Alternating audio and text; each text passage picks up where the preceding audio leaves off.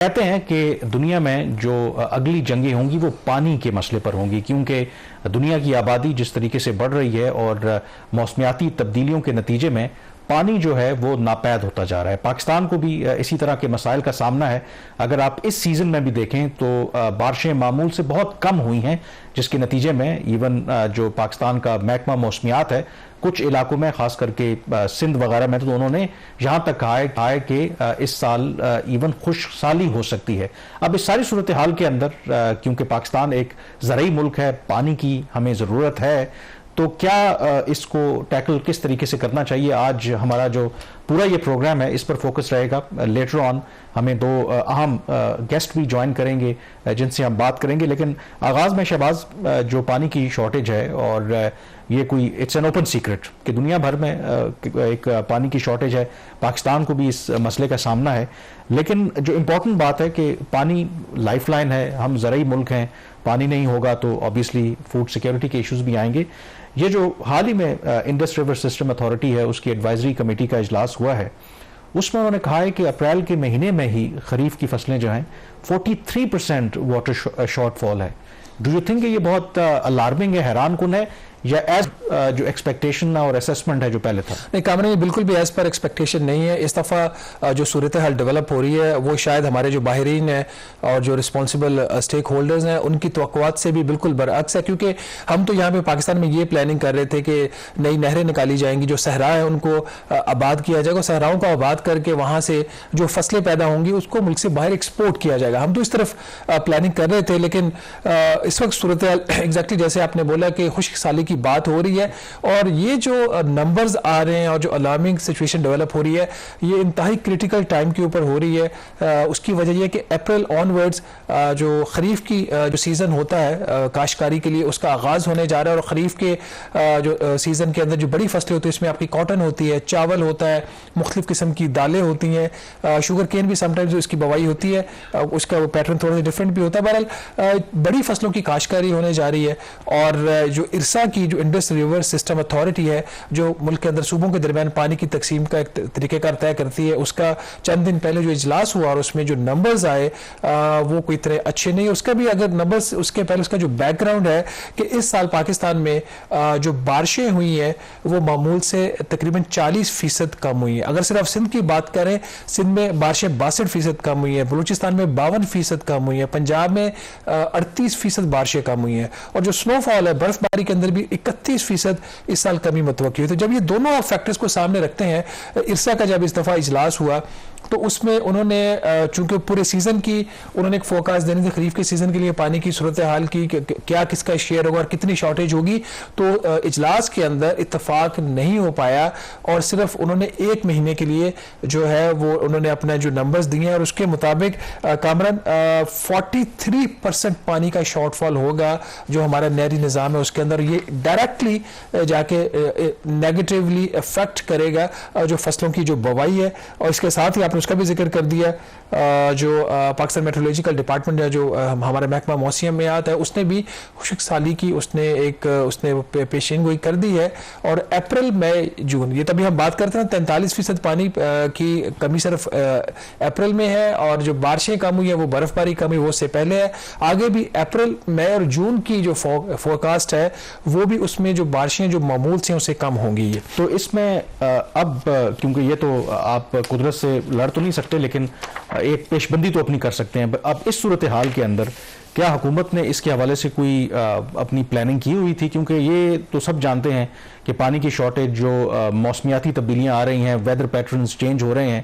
تو کیا جو متعلقہ ادارے ہیں، وفاقی اور صوبائی حکومتیں ہیں، کوئی پلان بھی کنٹیجنسی پلان ان کے پاس ہوتا ہے؟ کیونکہ 25 کروڑ کا یہ ملک ہے اور زرعی ملک ہے، اور اگر پانی کی کمی ہوگی، اور آپ نے کہا کہ خریف کی جو فصلیں ہیں اس کے لیے پانی کم ہوگا بوائی کے لیے، تو پھر تو یہ فوڈ شارٹیج کا بھی پھر اس کا خطرہ بڑھ جاتا ہے، تو اس کی implications بہت زیادہ ہیں۔ اصل بات ہی یہی ہے کہ پاکستان کی جو نیشنل فوڈ سیکیورٹی ہے، جس کے بارے میں کہا جاتا تھا کہ کبھی یہ انڈر تھریٹ نہیں آئے گی، سوائے اس کے چند سالوں میں آپ کو کچھ آوازیں آنا شروع ہوئی ہیں کہ فوڈ سیکیورٹی بھی انڈر تھریٹ آ سکتی ہے، اب اس کی طرف بات جا رہی ہے۔ جیسا میں نے پہلے کہا کہ ہم تو یہ پلاننگ کر رہے تھے نا کہ جو SIFC کا بھی ایک پلان تھا کہ ایگریکلچر انیشیٹو تھا ان کا، گرین پاکستان انیشیٹو،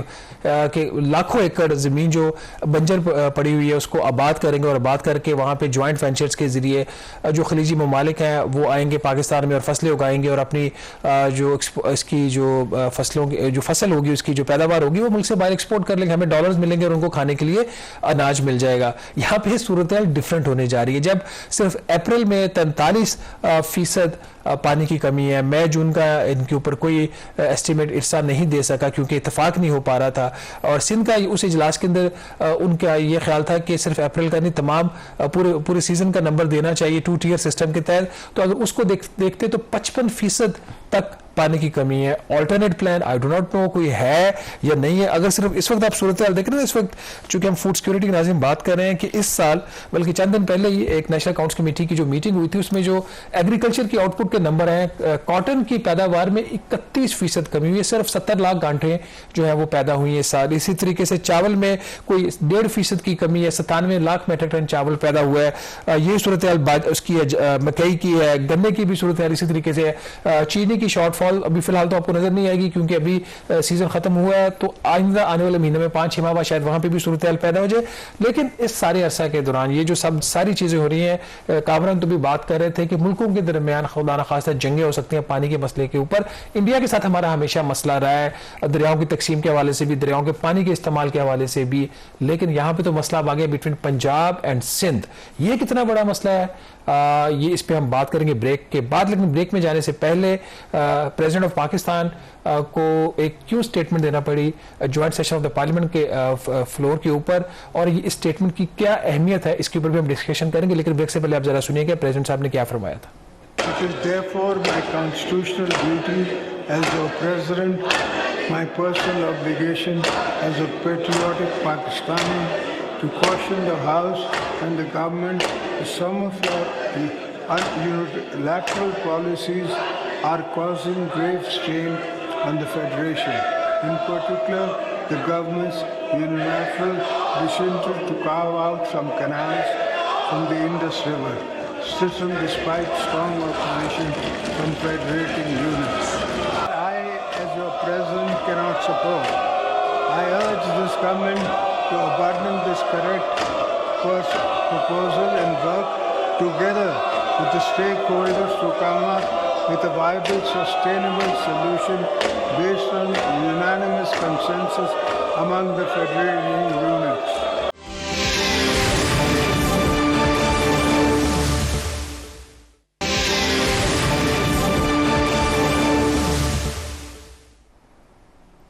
جی، بریک کے بعد ایک دفعہ پھر آپ کو خوش آمدید کہتے ہیں۔ ہم پانی کے مسئلے سے متعلق بات کر رہے ہیں، اور ابھی ہمیں جوائن کیا ہے سینیٹر محسن لغاری جو سابق سینیٹر ہیں، اور اس کے علاوہ یہ سابق صوبائی وزیر بھی رہے ہیں آبپاشی کے، اور ان کے ساتھ جماعت علی شاہ صاحب جو